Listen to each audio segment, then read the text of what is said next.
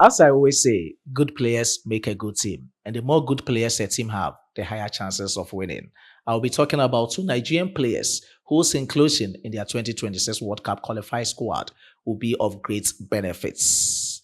Former Manchester United player has urged Manchester United's manager, Ruben Amorim, to sign the Super Eagles of Nigeria top striker.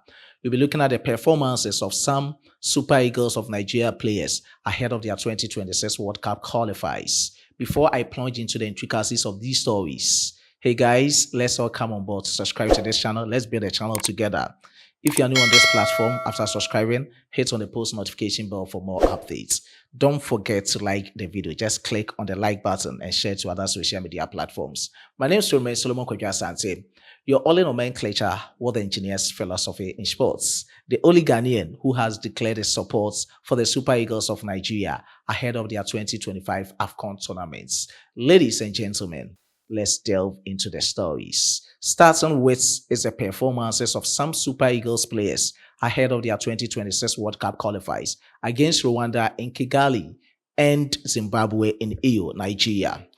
Now, let's look at the game that happened yesterday at Craven Cottage. I've named it as the Super Eagles star-studded game, where we had the likes of Alex Iwobi and Calvin Bassey playing for Fulham and Ola Aina playing for Nottingham Forest. Let's briefly look at their performances. Just note that Calvin Bassey had a winner for Fulham, and it was his first goal of the season for Fulham. Now his performance, he played the full throttle for Fulham against Nottingham Forest. He scored once, as I've already said. He didn't assist. He provided 3 clearances, block shots 0, interceptions 1, total tackles 0, dribbled pass 0. Ground duels, he attempted 4, 2 were successful. Aerial duels, he attempted 2, 1 was successful. Possession loss was 7. Total touches in the game were 64 from Calvin Bassey against Nottingham Forest. Total rating in the game was 7.3 out of 10.0 from Sufa Sasasaka rating. Let me move on from the camp of Calvin Bassey to the camp of his compatriot Alex Iwobi, who played as a left midfielder at the same time as a left winger for Fulham. Alex Iwobi played 89 minutes, didn't score, didn't assist, had 58 touches with 33 out of 35, representing 94% passing accuracy with 2 key passes, 8 crosses attempted, 2 were successful. Long balls attempted, 4. All the 4 were successful. He had a rating of 7.2 out of 10.0.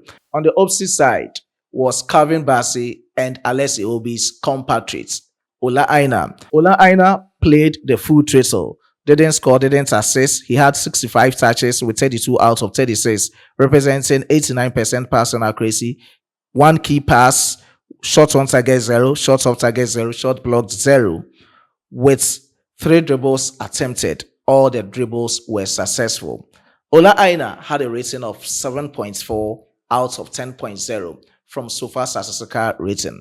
Let me move on from the camp of the performances of some Super Eagles players ahead of their 2026 World Cup qualifiers to the camp of Victor Osimhen.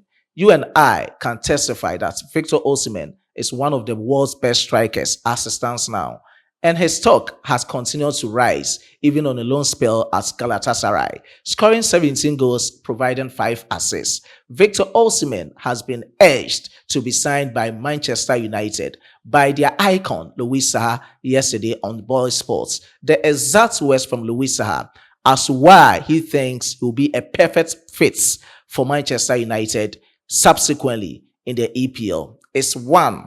He sees the shadow of Erling Haaland in that of Victor Osimhen. These are 2 players that score for fun.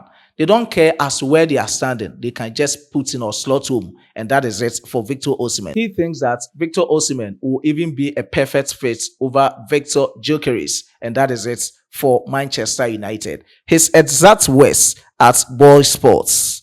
If you look at the stats, Manchester United should go after Victor Osimhen over Victor Gyökeres at Sporting TV. It's simple as that. He's been scoring goals for 4 years at Napoli and has done exactly the same since joining Galatasaray, scoring goals for fun. He doesn't care how his goals go into the nets. He just wants to score, and that is what he does. That is it, as simple as that. From Manchester United's icon, Louis Saha, to Ruben Amorim. He said he doesn't care as to how the ball will go into the nets. He just score, and that is it. And that's what the fans want from Victor Osimhen. Therefore, he's urging Ruben Amorim to sign Victor Osimhen this impending summer. And we all know that Victor Osimhen is contracted to Napoli, even though they all want to part ways for a perfect display. Therefore, Victor Osimhen being admirer for the likes of Chelsea, Arsenal, even Manchester United, where will be his next destination? As it stands now, we don't know. But that is from Louis Saha, urging Manchester United to sign Victor Osimhen. Let me move on from the camp of Victor Osimhen to the camp of the Super Eagles of Nigeria ahead of their 2026 World Cup qualifiers. Now, I've already spoken about some players that are reportedly switching their allegiance to join the Super Eagles of Nigeria ahead of these two matches. It can materialize or it might not.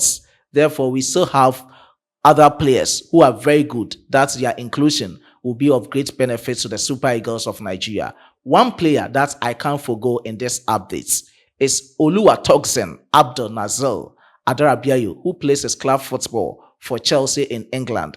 A vivid description of who he is that he was born in England, even though he can represent the Super Eagles of Nigeria. He has represented England at the youth levels. He's a player who plays as a centre-back for Chelsea in just 27 years. The reasons that I think might be of great benefit to the Super Eagles of Nigeria in his inclusion in their 2026 World Cup qualifying squad against Rwanda and Zimbabwe, and going to the extent of being a game changer for these two matches against Rwanda and Zimbabwe, are one, his defensive reinforcements. He is a type who has the ability to assess other players, as in the opponent's forwards, and having that ability to read from opponent's attackers.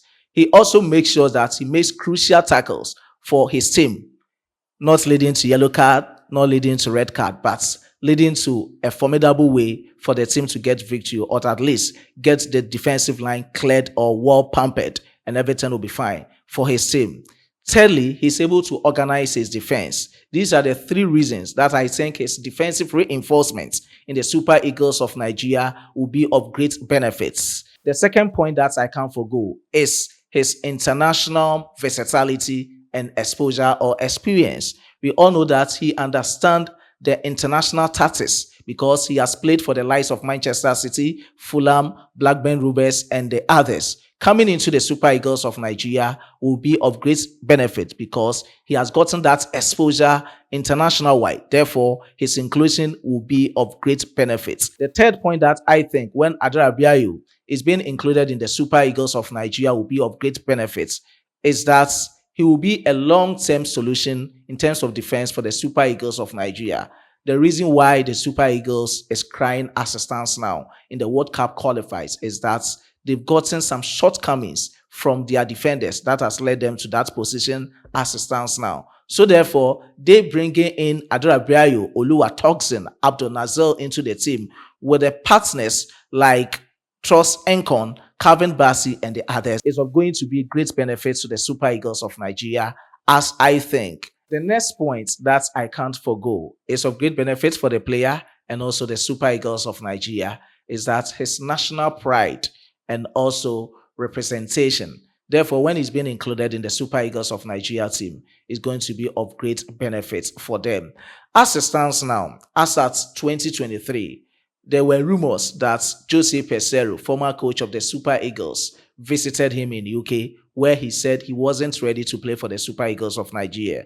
Somewhere October 2024, the reports came in, suggest that he's ready to represent the Super Eagles of Nigeria. So therefore, we are waiting for as to whether he'll be included in the 2026 World Cup qualifying squad for Rwanda and Zimbabwe matches. We are all waiting for that to happen. Let me buttress it with the performances so far from Tosin, Adarabioyo, Abdul Nazil in the English Premier League and for Chelsea Football Club. And the testament to why I think Abdul Nazil Tosin will be of great benefit to the Super Eagles of Nigeria from his club performances for Chelsea Football Club in the 2024-2025 season are as follows. appearances for Chelsea in the Premier League this season: 12 games, 9 starts, 3 as substitutes. UEFA Conference League, 4 all starts. FA Cup, 2 both starts. EFL Cup, 1 starts. Other club friendlies, 6 in all, and all starts. Goals so far in the Premier League: 1 for Chelsea so far. UEFA Conference League, 1. FA Cup, 2. Assists, 0. Disciplinary records: 2 yellow cards, 0 red cards. And let's look at the Super Eagles call-up status. Percentage chance of call-up is low as it stands now because there is no official confirmation. And the new development that I had from the Nigerian Football Federation is that they are just waiting for him to say emphatically that he's ready to play for the Super Eagles of Nigeria. That is when they can also consider him in his national selection. Therefore, the interest in playing for the Super Eagles of Nigeria is yes, as it stands now. As I said in somewhere October, that the reports that came in suggest that Adarabioyo is ready to play for the Super Eagles of Nigeria. And requirement for selection must formally request to play for the Super Eagles of Nigeria. As I said, that's from the Nigerian Football Federation. So that is it for Tosin Adarabioyo, who is ready as it stands now from the reports to play for the Super Eagles of Nigeria ahead of playing for the Three Lions of England. Let me move on from the camp of Tosin Adarabioyo to the camp of Christiantus Uche. I know my accents will not be of perfect pronunciation of the names, but let's go to the theme of the updates. He's also a player whose inclusion in their 2026 World Cup qualifiers will be of great benefit to the Super Eagles of Nigeria. First and foremost, his goal scoring ability has made his head coach, Jose Boladas, to switch him from the midfield to the attacking department. He's now a striker for Getafe in the Spanish La Liga. He is a player where reports coming in suggest that he has even been included in Nigeria's squad to face Rwanda and Zimbabwe by Paris-based Nigerian sports journalist Babatunde. I don't know as it is, but there is a report coming in. Let's all look on our screens to what he said exactly on his Twitter post. This is what Ojora Babatunde said. Getafe's midfielder Christiantus Uche is reportedly on the list of invited players by Nigeria head coach Eric Chelle for the World Cup qualifying games against Rwanda and Zimbabwe next month. So that is reports, and the report suggests that he has been included in the squad. As to whether it's true or not, we are just waiting for the final squad to be released by Eric Chelle. Now let's look at some of his statistics this season for Getafe in the Spanish La Liga. His 2024-2025 season performance as at February 15th, 2025. Total appearances and minutes played, 28. Total minutes, 2,050. Competition breakdown: La Liga, he has played 23 matches, scored twice, assisted twice. Minutes played in the La Liga is 1,710. Copa del Rey, he has played 5 games, yet to score, assisted once. Minutes played in the Copa del Rey, 340 minutes. Position played and contributions: he has played as an attacking midfielder, as a central midfielder, and others. But looking at his performance so far, his national team call-up probability: 1. For the provisional squad for AFCON 2025, he was part somewhere in October 2024. Official call-up for March 2025 World Cup qualifiers against Rwanda and Zimbabwe is not confirmed. Estimated call-up probability is 55% based on current performance and squad depth. So looking at the Super Eagles of Nigeria's squad depth and the performances of some of the players, his estimated probability for him to be called into the squad stands at 55%. So that is it.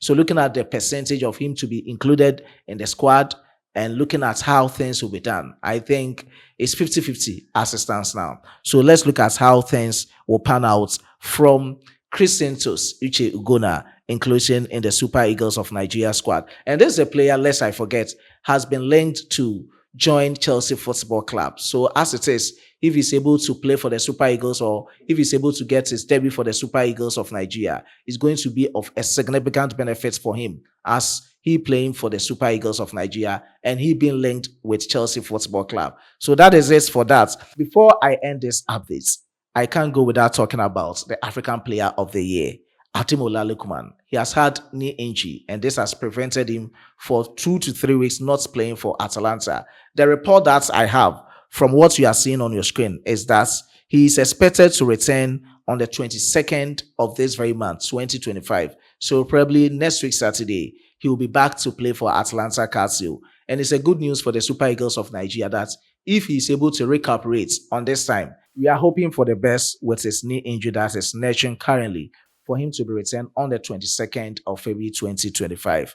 So that is all from the camp of the Super Eagles and the players that might represent them in the 2026 World Cup qualifiers against Rwanda and Zimbabwe. We wish them the very best in all these two matches. I'll end here with this presentation and expect more on this channel. I was being supported by my hardworking chief editor, Emmanuel Kwame Asedu, and my amazing graphic designer, Dominic. Let's meet in the next video. It's bye for now.